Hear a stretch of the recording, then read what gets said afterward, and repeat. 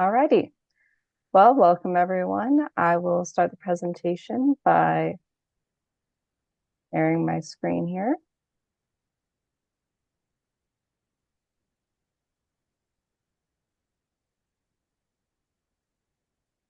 You guys, all right. All looks good. Well, hello everyone. Welcome to the KFAM Joint Project Guide webinar. We're so glad to have you here and I hope this will supply you with more knowledge about both Key Club and the Kiwanis Family branches, as well as inspire you to do a joint project. Hello, I'm Addison Wooster, the chair of the KFAM committee and LTG of 1936. Hi everyone, I am Tessa Hill and I am the Executive Liaison to the KFAM Committee and I am from Division 72. Hey everybody, I'm Clinton Vu and I'm LTG of Division 33. Go Krakens! Good evening, Key Clubbers. My name is Gavin Amada, and I am the Lieutenant Governor of Division 46. Hello everyone, I'm Pedro Lopez and I'm the LTG of Division 58. Meredith Bentonson, one of our members, is the LTG of Division 72. And then we have Reese Bradbury, who is the LTG of Division 78. Hi everyone, I'm Sky Rowe and I'm the KFAM Committee Secretary and I'm also the LTG for Division 64. So, what is the KFAM Relations Committee? We are a committee dedicated to joining all branches of Kiwanis, as well as educating everyone on each branch. We also focus on promoting more communication and collaboration between all the branches. There are 6 branches, as you can see by their logos. First, we have K Kids, which is for elementary schoolers, Builders Club for middle schoolers, Key Club, which is us high schoolers, CKI, which is for college students, Kiwanis, which is for adults, and lastly, we have Action Club, which is for adults with disabilities.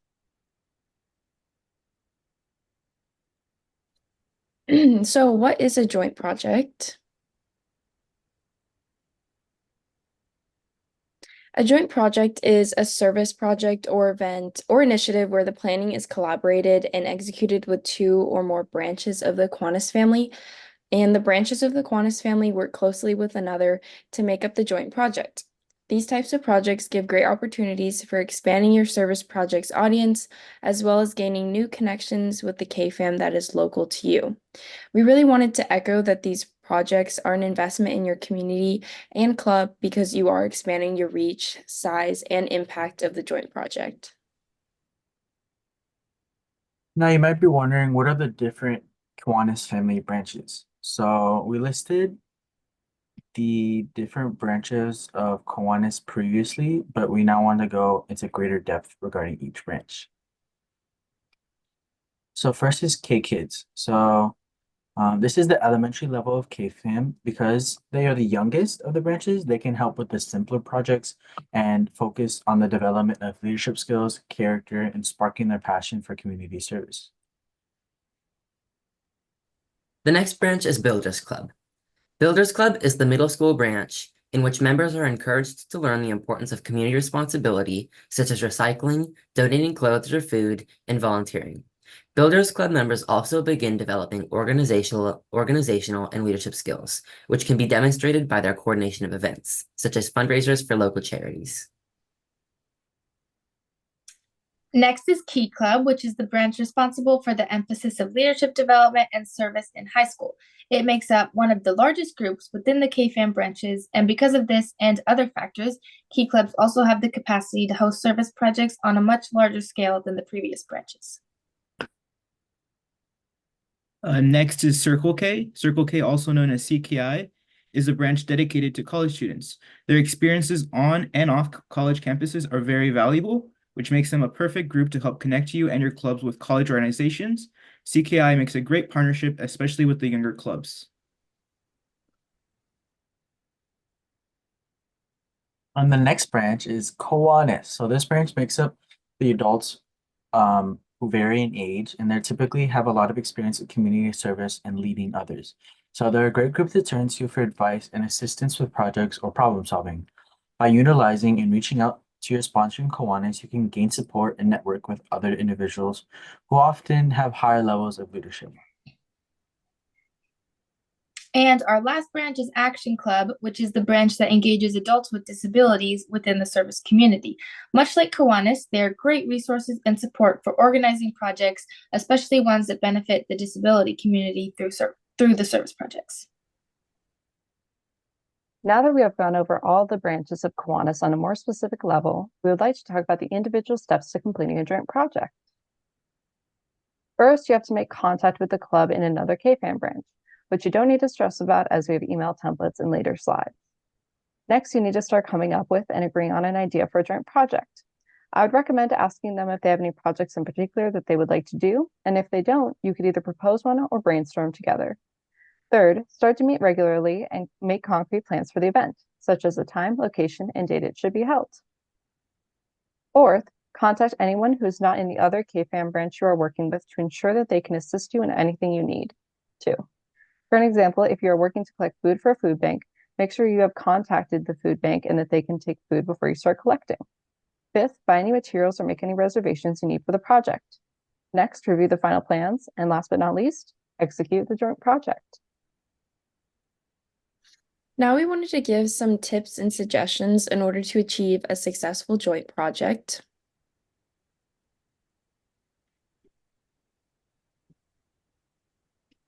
So the first tip is probably the most important, which is to ensure early and frequent communication. That includes planning in advance, contacting any important organizations, or reserving a space.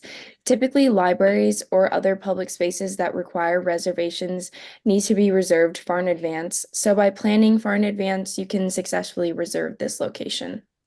And then the next step is to plan an event and date that accommodates all clubs and members. We understand that finding a date that works for every single club may be challenging, so just do your best. Another suggestion is to create an agenda as well as a to-do list for the project. This will keep you and others accountable for the things that you want to accomplish, as well as staying organized. And it is also encouraged to send out a copy of an agenda to attending members. And then along with the task list, think about assigning roles and responsibilities to each club or club member who is partaking in the planning process. And by doing so, you'll be able to create clear goals with your clubs and members. Some more tips include getting as many volunteers from all clubs involved in the project, as that is the best way to ensure enough commitment to the event. Along with this, promoting the project as much as possible is the best way to gain representation. This will also keep members motivated and excited for the joint project. And it's also really important to maintain flexibility to an extent. Sometimes there are unforeseen issues that come up, and you need to be able to work around those issues. And lastly, a strong tip would be to evaluate the project's success to see if there is anything you can improve or change upon. I personally like to use a pros and changes list to reflect. Our KFAM committee has also created an ultimate checklist for these joint projects that we wanted to share with you. So we wanted to discuss both the pre-event planning and post-event checklist. For starters, for pre-event planning, it is a good idea to have a set objective for the event. This will make it easier to find things to do that revolve around that goal. After a goal is agreed on, the next 3 things to keep in mind are setting a date and time, budget planning, and venue selection. These are the key steps to the planning process, and they are important to fully solidify so it's clear to members when and where the project is even happening. After those are completed, permissions and any necessary permits should be filled out in their entirety. This really is directed to any form needing to be completed for a venue space or permission to do a certain event. And after you confirm all the details of your project, you can create a program and agenda to organize your members. The last parts of the accumulated checklist really surround the logistics of your project. Completing tasks such as collecting all supplies, marketing materials, and general promotion in a timely manner will also help you as leaders to be as prepared as possible. Making sure you have an established target audience, for example, Key Club and Kiwanis, will help you find the best speakers and entertainment for that audience. Also, we want our service projects to be presentable. So having decorations is important as well as signage in case the location is confusing. And of course, you should ascertain if there are any accessibility issues with your event. Here is a useful checklist for you to acknowledge on the day of your event. Did you complete your setup and decorations? Is registration and check-in easily communicated? Most importantly, think about your event's member engagement. Are members involved and excited about the event? How can member engagement be improved? This checklist, on the other hand, can be a useful reference for after your event. You should ensure that the space is clean and that you have thanked all individuals involved in the project's success. Reflection is one of the most important qualities of a growing leader, so it is paramount that you also ask for feedback. Reflection might also include a debriefing meeting. Finally, documenting your plans, the steps you took, and how you executed your event is helpful, especially if you intend to coordinate the event annually. We recognize that communication is the hardest part of planning a service project, especially if you're working with multiple groups. We wanted to make it easier on you guys, so here is an example of an email you can send out to contact clubs. Now, this is a very generic template that can be customized to your own liking, so feel free to change it however you would like. But it has the basics like a subject that highlights the purpose of the email, a greeting and introduction of who you are and what you are asking or hoping to see from, in this case, a Kiwanis partnership. Then it ends with a thank you and contact information. Now, here is another example email, but this one is for inviting clubs to work on a joint project. So first, we have a subject line that proposes a joint project, next a greeting, then an introduction of who you and your club are, as well as exactly why you're reaching out. Finally, it ends with a thank you and methods of contact. Both this email template and the previous email template can also be found in the joint project guide. They will also be released when the webinar slides are published on the PNW Key Club website, which will be very soon, and that is also where the joint project guide can be found as well. Now that we've talked about the process of a joint project, here are some ideas of what you can do. So we've put a lot of ideas together, and it can be found in our joint project guide resource that was published on November 22nd, so last month. And we'll just go briefly over the most popular. So car washes are a great way to work with all the branches of Kiwanis, and it's a great way to raise money too. Making soaps with CKI or Kiwanis would not only support our district project, the SEED initiative, but it would also just be like a really fun event. And so baby food drives are also a popular event that Kiwanis and action clubs love to partake in. And one of our Kiwanis advisors from the KFAM community, Patty Downey, shared that her Kiwanis club recently partnered with 3 of their sponsored key clubs and collected 562 pounds of baby food in one day for the local food bank. Clothing or garage sale is also a very easy and accessible project that many clubs do with the older branches of Kiwanis, like Circle K or Kiwanis. And having projects that are for pure fun can also be a great way to start a bond with a different branch of Kiwanis. Events like bingo night or creating friendship bracelets can be a great way for your club to cultivate that relationship with other members of the KFAM. The other 2 most popular projects are creating hygiene packs with any branch or selling popsicles to fundraise. Our committee really values Erica's Lighthouse, a nonprofit organization that promotes and advocates for mental health awareness and provides free resources. So here are some examples that they have created. Events like creating a Take a Compliment poster, sending encouragements, creating a vision board for the new year, and having a coloring and COPA event are all great ways to work with other branches of the Kiwanis. When we send these slides out after our webinar is concluded, you will be able to click on the embedded link to learn more about Erica's Lighthouse and find even more ideas for joint projects. We will also insert the link into chat. Now we wanted to provide a real-life example of a joint project that occurred within the PNW district.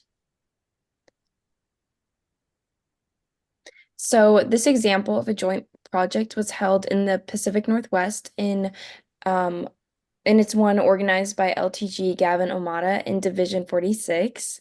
In this project, key clubs from throughout Spokane united with Liberty Lake Kiwanis to collect food from the Liberty Lake community. Kiwanians helped transport Key Club volunteers, performing a crucial role. The combined efforts of Liberty Lake Kiwanis and Division 46 Key Club yield over 700 pounds of food for a local food bank, contributing to the Pacific Northwest District project and generating a positive impact for all of Spokane. Now, Gavin would like to talk about how this project helped unite the Kiwanis family in his division and how it helped his Key Club to accomplish more service. Thank you so much, Sky. The joint community food drive with Kiwanis was an important moment for Kiwanis family relations, as it reaffirmed the connection between Kiwanis and Key Club. Previously, I have felt that some Key Clubs in Division 46 were out of touch with Kiwanis. Some Key Clubbers might not have been entirely familiar with Kiwanis at all. This project helped to facilitate more interaction between these two organizations, which especially are important due to the mentor-like nature of Kiwanis clubs to Key Clubs. Regarding Kiwanians' roles in helping us achieve more service, this project would not have been possible without them. Their help in shuttling Key Club volunteers to neighborhoods and transporting food was invaluable. One Kiwanian even brought the food directly to the food bank. Aside from the benefits this project has brought to Division 46, it's also just fun to work with new people, especially Kiwanians. Yeah, for sure. And if you would like to organize a joint project of your own, it's certainly worth the benefits that it provides your club too.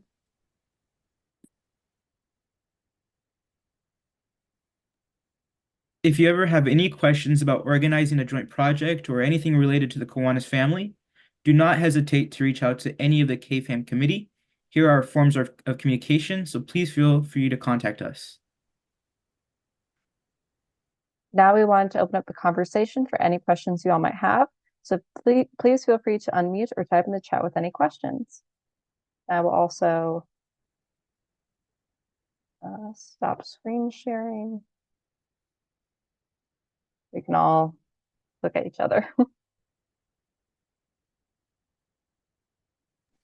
I have a question, Addison, or I know that there was one in the Google form, and it was like what's the timeline? Like how long in advance should you start planning a joint project? So when it comes to planning a joint project, a lot of times the timeline really has to be based on what type of joint project it is. So for, let's say, a joint food drive, a lot of times I would recommend planning it about a month in advance, just because, especially depending on what time of the year, contacting local businesses, local grocery stores, we want to give them as much time as possible and as much flexibility as possible to let them know that we appreciate them letting us use their store. So allowing them time to give us proper dates and all that is very important, and as well as being able to contact that local food bank to ask what they need and to ask in specific what is the best times to drop off stuff. So it really just depends.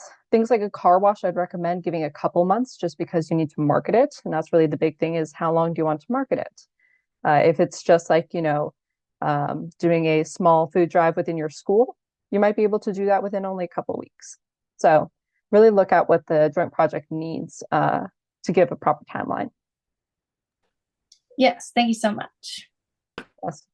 And please feel free to put it in the chat if you have any questions.